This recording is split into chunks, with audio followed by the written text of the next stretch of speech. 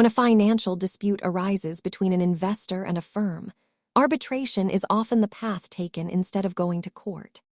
Arbitration is a formal process where an impartial person, called an arbitrator, listens to both sides and makes a binding decision.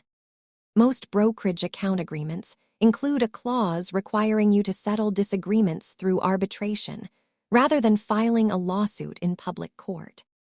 This process is private, meaning your financial details aren't part of a public record. It is final, and there is rarely an appeal. Unlike court, where a judge or jury decides, arbitration uses a neutral party who usually has specific experience in financial regulations.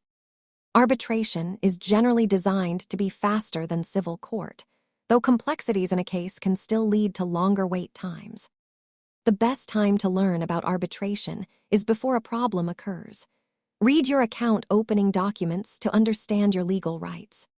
If you have questions about a specific dispute, consult a legal professional. Like and subscribe for more finance basics explained.